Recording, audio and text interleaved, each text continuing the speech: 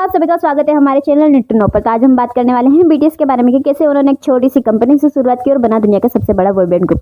Video शुरू करने से पहले मैं आपको बता दूं, बीटीएस अपने गाने खुद लिखते हैं, प्रोड्यूस करते हैं और कंपोज करते हैं। चलिए चलते हैं वीडियो की तरफ। 2010 में बिग हिट ने बीटीएस के सबसे पहले सदस्य को साइन किया। वो थे आरएम, जिनका पूरा नाम किम नामजून है। किम नामजून उस वक्त 17 साल के थे। आरएम ने 2007 से ही रैप करना शुरू कर दिया था। आरएम एक अंडरग्राउंड रैपर थे। 2010 में उन्हें एक हिप-हॉप एजेंसी ने ऑडिशन के लिए बुलाया, जहां उन्होंने अनटचेबल स्लीपी से मुलाकात की, जो कि ऑडिशन में जज थे। आरएम की रैपिंग स्किल से प्रभावित होकर स्लीपी ने आरएम के प्रोड्यूसर बंसी से बात कराई। फिर पीडी बंसी ने आरएम को बिग हिट एंटरटेनमेंट के लिए ऑडिशन देने के लिए कहा। आरएम ने ऑडिशन दिया, ऑडिशन पास किया और इस तरह से आरएम बने बिग हिट ट्रेनी और बीटीएस के सबसे पहले सदस्य। सुगा बीटीएस के दूसरे सदस्य बने। सुगा अपने हाई स्कूल से ही रैप करते और बनाते थे। सुगा ने 2010 में बिग हिट एंटरटेनमेंट के एक रैप कंपटीशन हिट इट में ऑडिशन दिया। कंपटीशन में सुगा ने दूसरा स्थान प्राप्त किया और बिग हिट एंटरटेनमेंट के लिए सुगा को एक प्रोड्यूसर और ट्रेनर के रूप में साइन करने के लिए काफी था। हालांकि सुगा केवल प्रोड्यूसर बनना चाहते थे, इसलिए प्रोड्यूसर बंसी ने सुगा को बीटीएस में शामिल होने के लिए राजी किया और फिर सुगा बन गए बीटीएस के रैपर। जिहोप, जिनका पूरा नाम जंग होसोक है, बैंड के सबसे बेस्ट डांसर हैं। जिहोप ने बिग हिट एंटरटेनमेंट ज्वाइन करने से पहले जेवाईपी एंटरटेनमेंट में ऑडिशन दिया था। हालांकि उन्होंने इसे कुछ राउंड के लिए बनाया था, मगर जिहोप को आखिरी में जेवाईपी से काट दिया गया, जिसके कारण उन्हें बिग हिट एंटरटेनमेंट के लिए ऑडिशन देना पड़ा। उनकी डांसिंग स्किल्स और सेंस ऑफ रिदम के कारण बिग हिट एंटरटेनमेंट ने देखा कि जिहोप में रैप करने के लिए पोटेंशियल था और 2010 में उन्हें ट्रेनी के रूप में साइन किया गया। आरएम और सुगा के साथ जिहोप भी बने बीटीएस के रैपर। जिन, जिनका पूरा नाम किम सोक जिन है, बीटीएस के चौथे सदस्य बने। जिन ने पहले कभी कैपॉप आइडल बनने के बारे में नहीं सोचा था। जिन को पहले उनके होम टाउन अन्यांग की सड़क पर एसएम एंटरटेनमेंट द्वारा स्काउट किया गया था, लेकिन जिन ने कभी एसएम को फॉलो नहीं किया, यह सोचकर कि वो प्रस्ताव कोई घोटाला है। फिर एक बार जिन को स्काउट किया गया। इस बार बिग हिट एंटरटेनमेंट के एक स्काउट ने जिन को बस से जाते हुए देखा और उन्हें कंपनी के ऑडिशन के लिए राजी किया। बिना डांस और सिंगिंग एक्सपीरियंस के एक थिएटर हेड के रूप में जिन ने एक्टर बनने के लिए ऑडिशन दिया। हालांकि बिग हिट एंटरटेनमेंट की कुछ और योजनाएं थी, इसलिए उन्होंने बीटीएस के ट्रेनी बनने के लिए जिन को राजी किया और इस प्रकार जिन बने बिग हिट ट्रेनी और बीटीएस के वोकलिस्ट।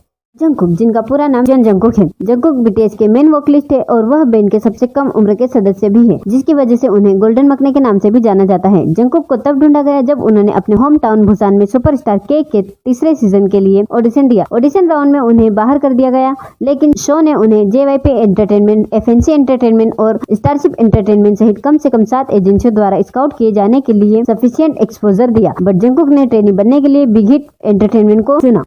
जंगकुक ने कहा कि दूसरी एजेंसियों के बजाय बिग हिट एंटरटेनमेंट को चुनने का कारण आरएम था, क्योंकि जंगकुक आरएम की रैपिंग स्किल से बहुत प्रभावित हुए थे और इसलिए जंगकुक उनके साथ काम करना और उनके साथ सीखना चाहते थे। आरएम ही एक कारण है जिसकी वजह से जंगकुक बीटीएस के सदस्यों में से एक है।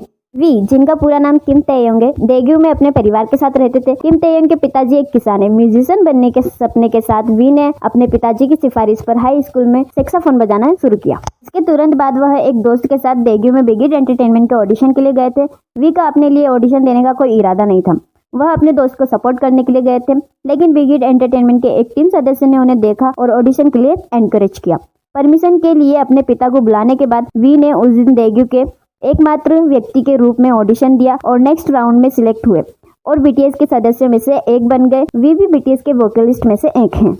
जिमिन, जिनका पूरा नाम पाक जिमिन है, बीटीएस के सबसे आखिरी सदस्य थे। जिमिन ने Busan high school of art से एक छात्र के रूप में डांस डिपार्टमेंट से डांस सीखा। जिमिन के डांस और डांसिंग स्किल से इंप्रेस होकर जिमिन के डांस टीचर ने उन्हें बिग हिट एंटरटेनमेंट में ऑडिशन देने के लिए इनकरेज किया। अपने होम टाउन बुसान में ऑडिशन पास करने के बाद जिमिन सियोल आ गए और बीटीएस के आखिरी सदस्य बन गए। जिमिन सबसे कम टाइम के लिए ट्रेनी थे और इस प्रकार सारे सदस्यों से मिलकर बना एक ग्रुप बंगथन संयोजन उर्फ बीटीएस।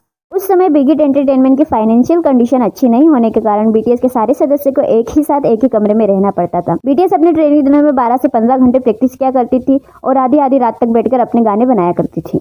2012 में ही 17 दिसंबर को बीटीएस का पहली बार ट्विटर अकाउंट बनाया गया। ट्विटर अकाउंट बनने के बाद जब बीटीएस के 6 सदस्य फैंस से जुड़ने की कोशिश में लगे थे, तब वहीं दूसरी ओर वी को रिवील नहीं किया गया था, जनता से छुपा के रखा गया था। बीटीएस 6 नहीं 7 सदस्यों का ग्रुप है, ये जनता को नहीं पता था।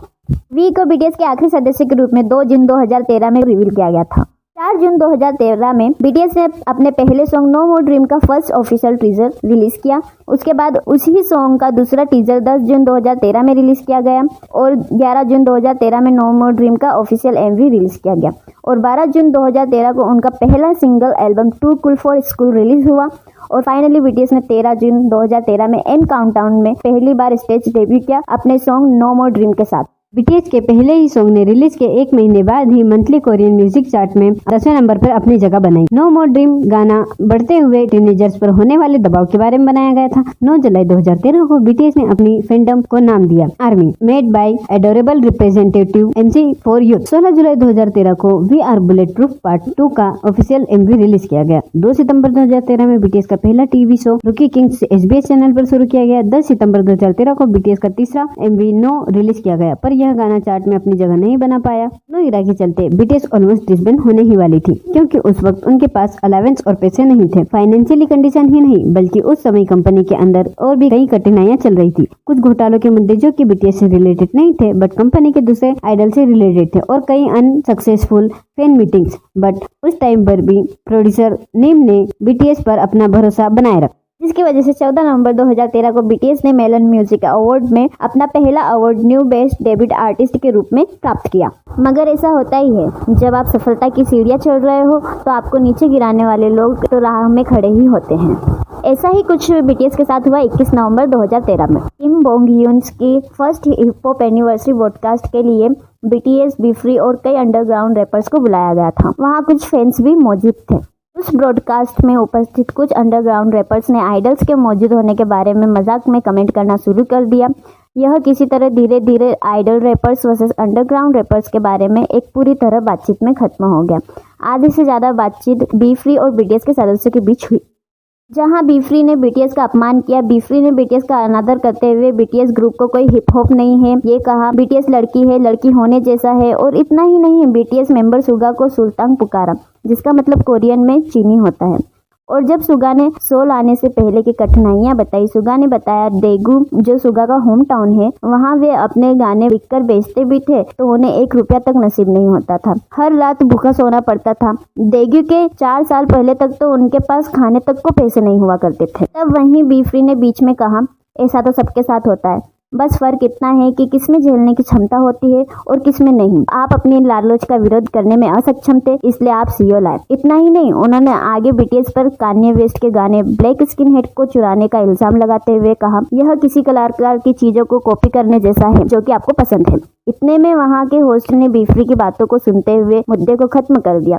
मगर आपकी जानकारी के लिए बता दे, बीटीएस ने कान्ये वेस्ट के गाने को नहीं चुराया। ब्लैक स्किन हेड के निर्माता ने बीटीएस के लिए खुद मिक्सटेप तैयार किया था, बीटीएस के डांस कवर नो के लिए। इस प्रकार रहा बीटीएस का 2010 से 2013 तक का सफर। और अगर आपको वीडियो पसंद आई हो तो प्लीज लाइक कीजिए, शेयर कीजिए और कमेंट में बताइए कि कैसा लगा। और अगर आपको इस तरह की वीडियो और चाहिए तो हम आपके लिए वीडियो लाते रहेंगे। And don't forget to subscribe our channel.